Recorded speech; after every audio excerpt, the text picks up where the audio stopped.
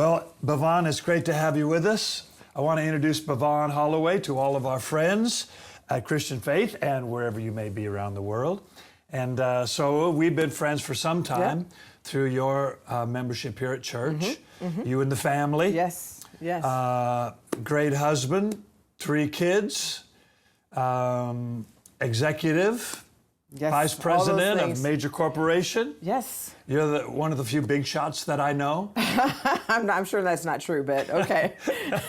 Yeah. And we'll go with that. So we've always appreciated you, your family, your role in our church. Yeah. So in this current season, when I began to feel like, man, we can't just pray and hopefully it goes away. That's true. We've got to get deeper. We've got to dive in, talking about, praying about, and doing something about racial strife, abuse, murder. Yes. And so thank you for taking my phone call and making this interview happen. Anytime.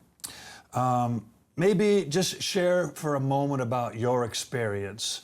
You're an African American, but you were raised here. Talk to us about that, how you became an executive, a professional, and then we'll dive into some of the other things. Sure. So I'm born and raised out of Chicago. Raised by a single mom. My dad and mom got divorced early on. My dad got remarried, and so I've got my dad and my stepmom be celebrating over 50 years of marriage coming up. So kind of raised in that type of household.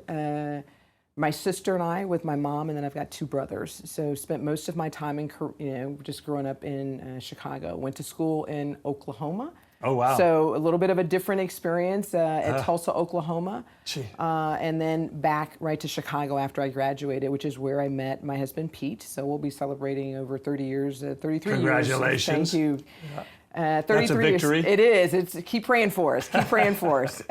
So 33 years of marriage in September. And as you said, 3 great kids. My son Caleb is the oldest. He's late 20s, and then I've got 2 girls, Mariah and Trinity. I know them all, very smart kids. Yeah, so really great. Pete and I are both Black, raised in Chicago. He's from Chicago as well. And been out here in the Seattle area for about 15 years, moved out here with Boeing. Spent my first 16 years with KPMG, one of the public accounting firms. Oh, wow. And then moved to Boeing in 2002 in Chicago. Spent a few years there and then transitioned here. I'm a finance person by training and background, so a CPA. And a couple of other things. Have been in industry and recently retired from vice president at Boeing. So too young to retire, though. You have to start a new mission. We'll see about that. Kind of working on that. I think you and I tried it before. Realized I think it was when Robert Madu was here. We talked about your calling, and it's to influence through faith-based leadership. So do some public speaking and some other things, but really kind of understanding where God's going to take this next level after I've left kind of corporate America.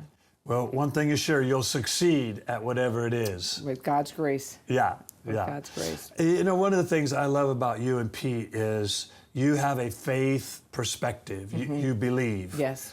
God's on your side. God's going to help. God's going to heal. Yes. Family struggles. Wendy and I have our family struggles. We face it with faith. Yes. We believe God will help us. And that's a good foundation in to everything. go from. In everything. Yeah. Yeah. Well, let's talk about these racial issues. On one hand, you're a successful person, great family, great job, beautiful, healthy. Man, life is good. But you've faced your own issues, and now we see many, so many are. Yeah, there's a lot of privilege that we have, right, in our family, whether it's health, having good health, access to health care, whether it's our socioeconomic status from our jobs that we've had that has enabled us to have good housing and access to education in schools. And so from that particular standpoint, right, there's a lot of privilege that we have, but it's also balanced with being Black in America. And just living and walking through life every day and dealing with the challenges, and certainly family members ourselves dealing with the justice system and the challenges that come along with that. and trying to make sure that there is fair representation so that we have the chance for fair and equal outcomes in that experience, making sure that when we go to the doctor, that the doctor is listening to us and not misdiagnosing based on what they perceive our issues to be. See, those are things I would never think about. And in some cases, how you go through life. And it's we've had a lot of conversation. In many cases, it's unconscious bias. So it's not to say that the doctors or all the people that we encounter in all the various systems or institutions, are actively biased. But I think it's one of the things to understand how systemic and inherent and long-standing it is that then results in many inequities across all different aspects of life. I'm sure as an executive, you faced two issues. One, you're black, but two, you're a woman in a man's world. Yeah. And is it right for me to say in a white man's world? That's a very accurate statement. Talk about that. How you must be a pretty strong woman. Well, as you said, it's the faith, right? I really believe that my faith allows me to handle and kind of deal with all circumstances. And so whether it's at work or how you engage with all people, I don't attribute a lot of things always to gender issues, the isms, right? The chauvinisms, the sexism, right? Racism. But I think that there's certainly those things and challenges. I think it's been a journey to understand and find my voice and to speak my truth, to know sometimes when you have to take on issues and address those and deal with that. Those micro inequities, microaggressions, sometimes not so micro, in terms of you don't belong here, the assumptions that you don't have a seat at the table, you don't understand or know what you're talking about, needing to, have more degrees, more education, more experience than others in order for them to recognize or value your perspective. Wow. And so, you deal with it. I think, again, it has been my faith that, I believe no weapon formed against me, right, will prosper, and what's for me is for me. And so as I walk through life, whether it's in the corporate environment or the public, personal family environment, it's, walking with faith in God. I think as you deal with people, you have to understand it's grace, right? And so even as others may do things or say things or behave in a way that is harmful, I have to protect myself and make sure my health is okay, but also trying to engage with people in a Christian way, right? To love God and to love people. Yeah, it must be hard. And I mean, you have to explain it to me. I've never been in a spot where I was afraid to say, this is not right. Because then you're thinking, is it kind of back on me? That's Did right. they just That's right. move That's right. me out? That's right. All of a sudden That's I right. lost my That's job. Right. That's right. That's right. I think I'm realizing more and more how many people are afraid to say, this is not right. Let's talk to that a little bit. I think it is for many. One, there's a fear of, do I know and do I have the facts, right? Am I going to be challenged? We're having a conversation. You can have statistics, right? I'm not an expert on all things. I don't have all the data, all the statistics. And so we can intellectualize the information and data, and everybody can bring out all their different, areas. And so I think sometimes there's a fear of, I don't know all the information. I can't speak on it.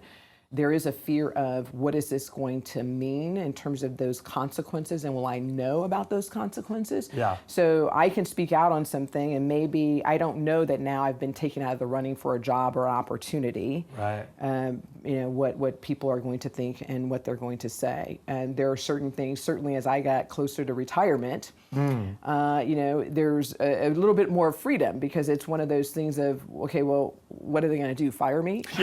Yeah. So, yeah. but I think it's unfortunate, right, that it takes to get to that point where people have to put everything on the line. And again, it may be me putting things on the line, but we've heard people like, it could be you, and people are saying, well, if Casey takes this position, then I'm not going to go to the church, or I'm not going to, I'll have them on TV or do other things, right? So it's not limited. In some cases, it may be exponentially more disadvantage for me, a person of color, a woman of color, than it would be for you. Yeah. And I think, but the challenge is for us to speak up when we see those things. And as a Christian, I haven't faced anything like what you have. But I do remember as a young pastor, I was ordained at Crenshaw with Pastor Price. And one of the older ministers in our local group, our Seattle group, he was a little upset that I was being ordained at what he called a black church. And I wondered, I wonder if that's why I never get to speak at the ministers group or get invited to the ministers council or whatever it is. And you have to have some kind of a spirit of fight that says, I don't care. Right. You know, I'm going to do what I'm going to do. I'm going to do what's right, what I believe God's called me to. And, well, that's what you've had. So, way to go. Okay, before we're done, we want to make sure and answer the question, what do we do as a church? What do we do as Christian people? But we've asked our friends online, social network friends, to send in questions and things. We got one person sent a really good list of things for us to address. Okay. So I'm going to throw them at you here, Pavan. Okay, so these are things probably white people say. Okay. And may or may not feel like they're being prejudiced. Some people are very unaware. But let's talk about it. Why do you say Black Lives Matter when, in fact, all lives matter? Okay, so I've probably had that thought. Hopefully I haven't said it out loud. But all lives do matter. All lives do matter. God loves all people. Yes. But right now we're focused on Black Lives Matter. That's right. And let's talk about that a little bit. Speaking on behalf of all black people in America. You are now the voice. Of all black people in America. Sorry for that pressure.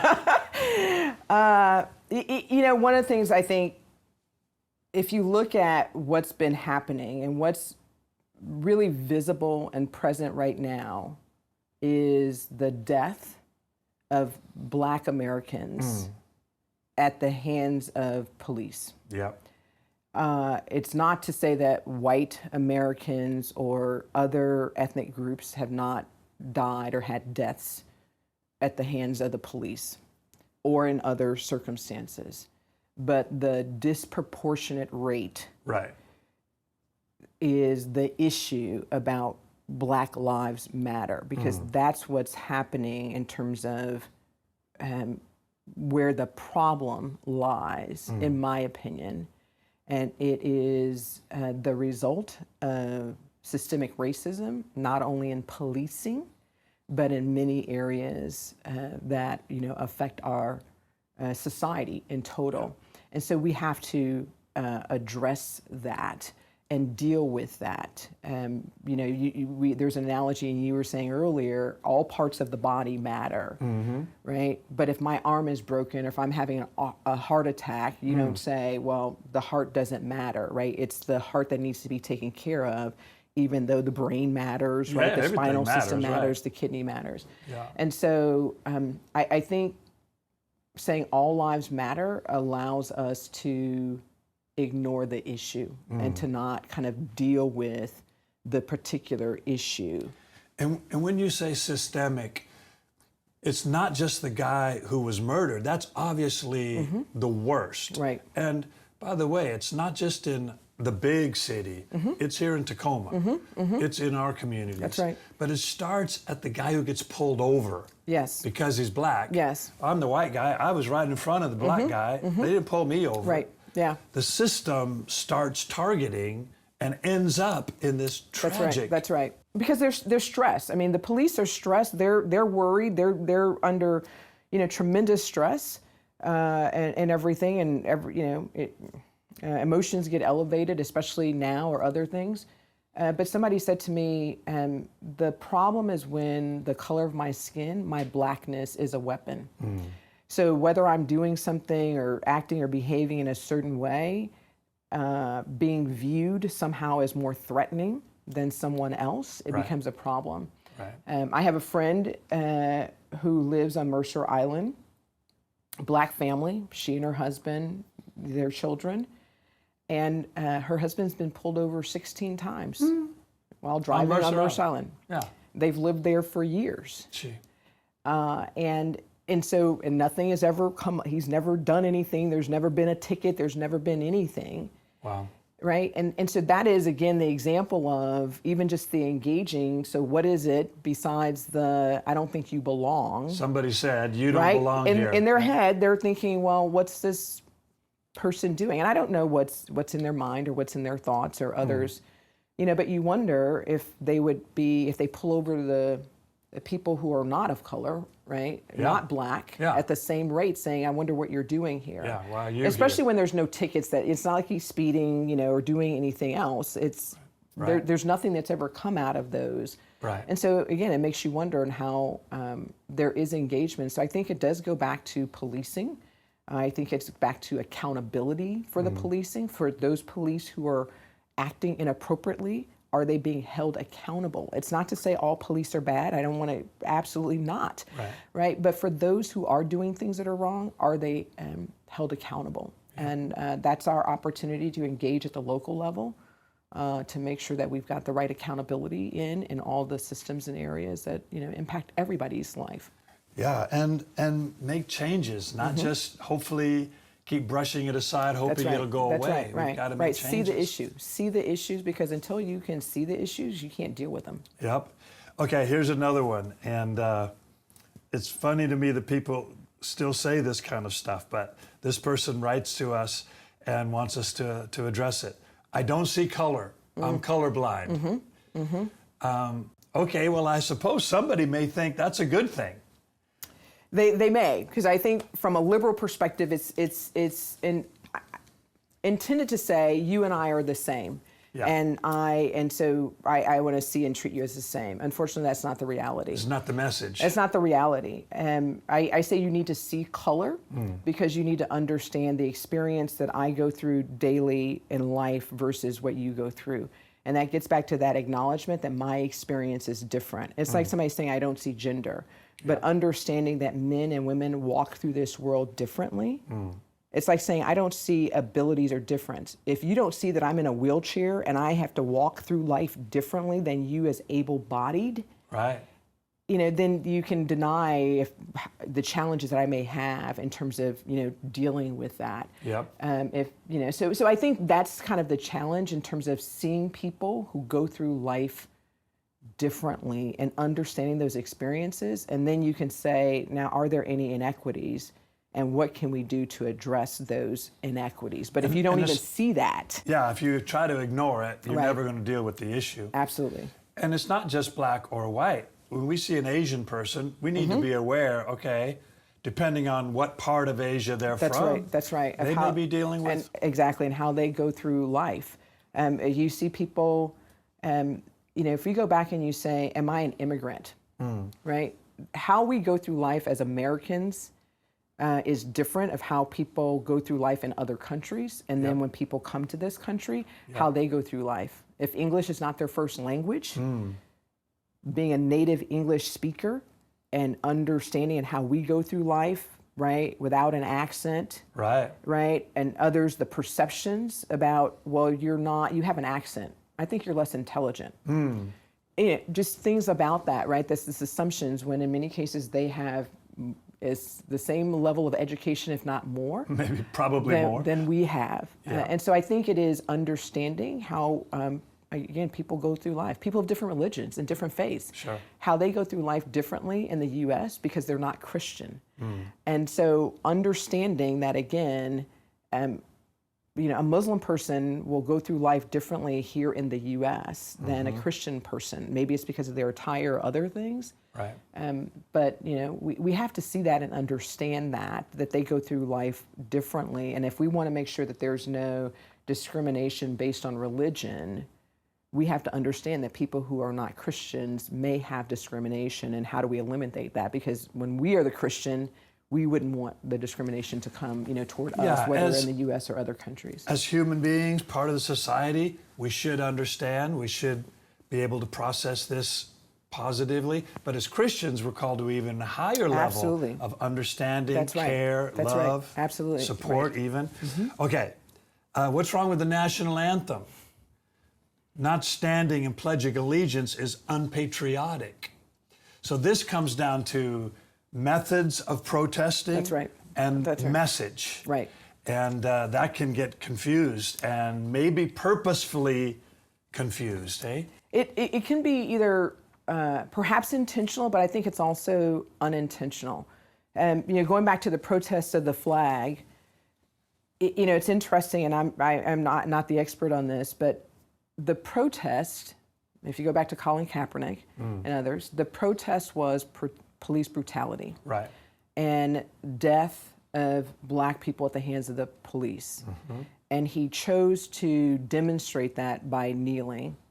During the allegiance. During the national anthem, which then got translated to, I'm protesting the flag, I'm protesting America. Yep. Consciously or subconsciously, that was the translation. The issue in the protest was police brutality, the death of blacks at the hands of the police. Right.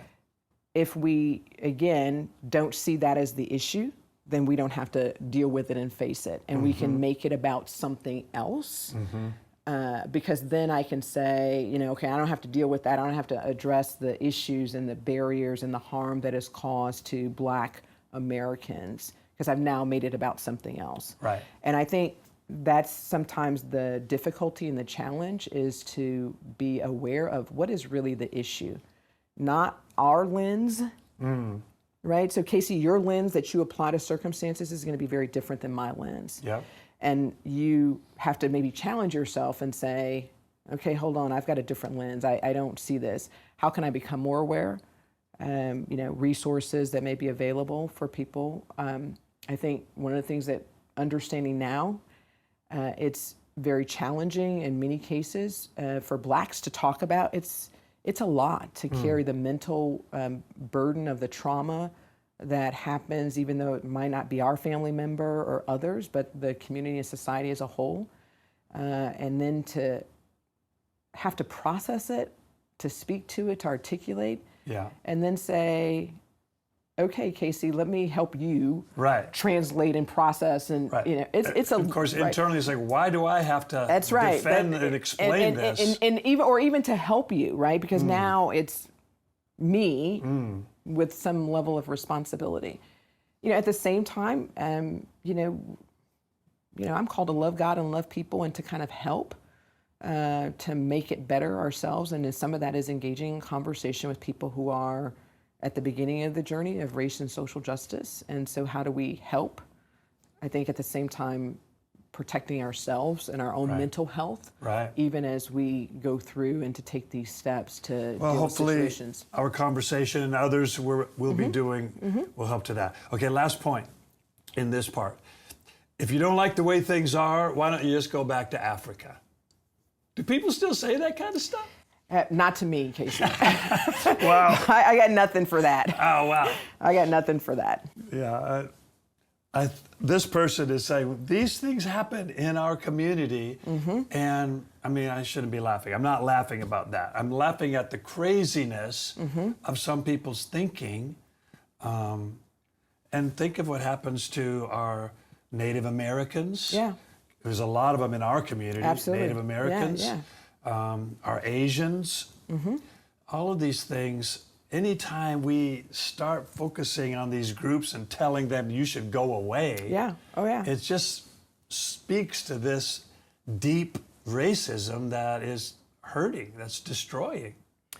One of the things I saw, I was reading, it's understanding white privilege and how it is so systemic in all of our institutions. And it's not something you have to choose. It's not. It's just, it's there. Right. It's, how you, again, experience life. Yeah. And so it's not, well, I didn't choose this and I didn't choose the benefits of it. It already exists. Yeah, don't blame me. And you can't unchoose it, right? It'd be like I say, okay, Casey, you be on Mercer Island, put a big X on your car, so when you're driving through Mercer Island, and I don't mean to pick on Mercer Island, pick any city. When you're driving through, put a big X on your car that says, I revoke my white privilege, and so you should pull me over if you think I don't belong here in this neighborhood. Right. I mean, which is like, okay, how crazy is that, right? And so it's not something. It's not something that you choose. It just exists, and we have to acknowledge and understand that it's there. Sometimes I think that's why we talk about having allies. So for you to use your voice and your privilege to understand, to maybe perhaps protect or shield those who are perhaps being harmed, but also to lend your voice. And it's not just my thought or my perspective, right? So I was out of town recently, and there was a curfew. I didn't think much of it. I was going to a church service. It was Southern United States. And after church, we went to dinner, a bunch of the pastors. So we didn't get out of dinner till 10 o'clock. Curfew was 8 o'clock. Well, I didn't think about it till I'm getting in my car and I noticed 2 police cars across the street. And I thought, oh, well, I'm out after curfew. I wonder if they'll ask me what I'm doing. But I thought, I'm not afraid. I'm not like paranoid. It was just a thought. Then as I'm driving, sure enough, the police cars pulled in behind me.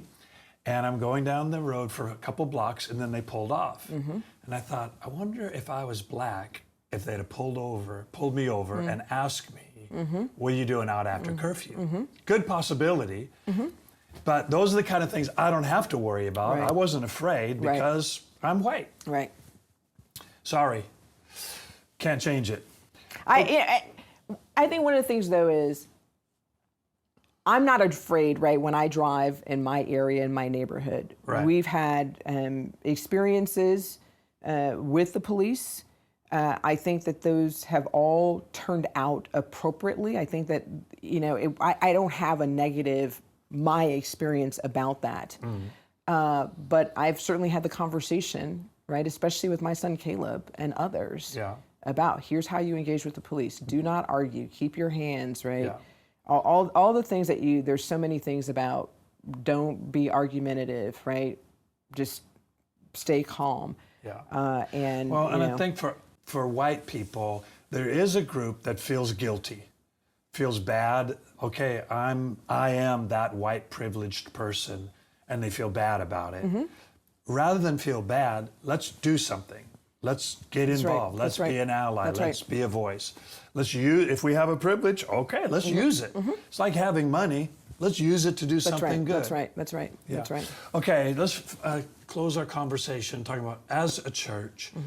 You're in some ways part of the leadership of our church. What should we do to help, to make a difference?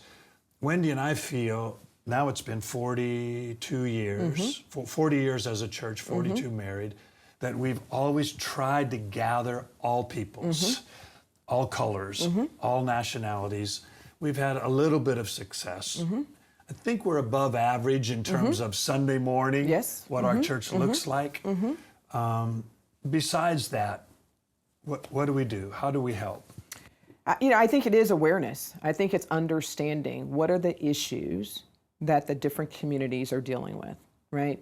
The African community may have different issues than the Korean community, than the Latino, right, Latinx community, right, than the Pacific Islander community.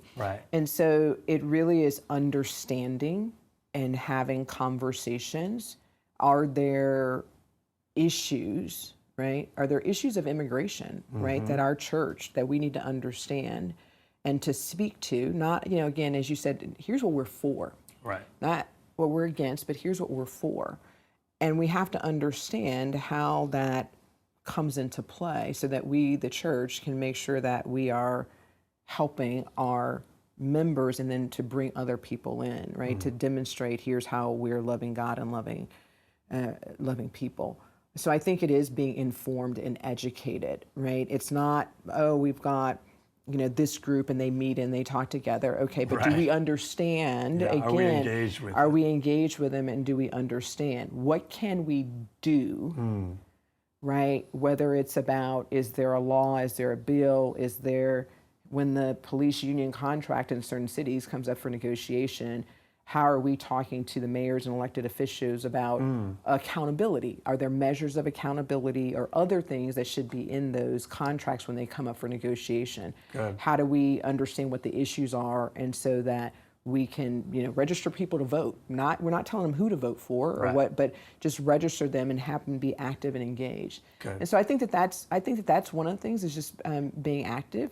I think it's about understanding where may bias show up in the church, right? Whether it's here are people on the platform, there are people in leadership, are our policies, do we have fair pay equity in our staff or other people? How are we engaging? I mean, so I think that's the awareness, being knowledgeable. I saw something that says, God, remove the scales from my eyes so that I might see. Good, yeah.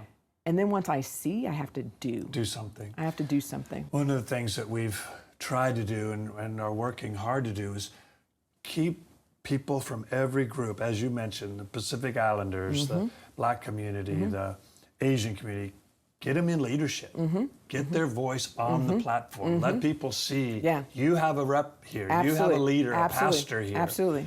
But you got to do something. That the issue is do something. That's right. You can't, as a Christian, we can't just ignore and do nothing. And we can't be silent. Yeah. Because the silence is deafening. Silence it speaks is louder. loud, yeah. Silence is loud. Yeah. Silence is loud. Well, Bavan, thank you. We could talk all day. Absolutely. Maybe we'll get you back. Love it. Thank you so much.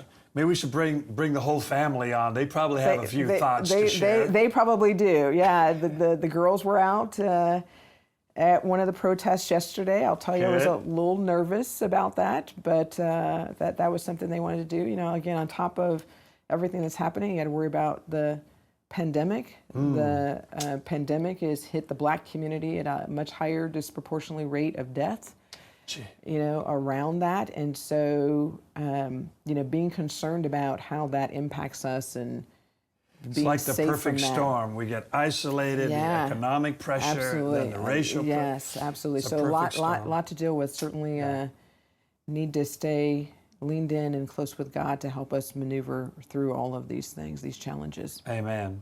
Well, let's close in prayer. Yes. Father, I pray for Bavan and her family, and I pray for our church and our communities. Help us, God. Bring us wisdom, bring us answers. Help us do things that matter, that will bring change and renewal. We pray in Jesus' name. Amen. Amen.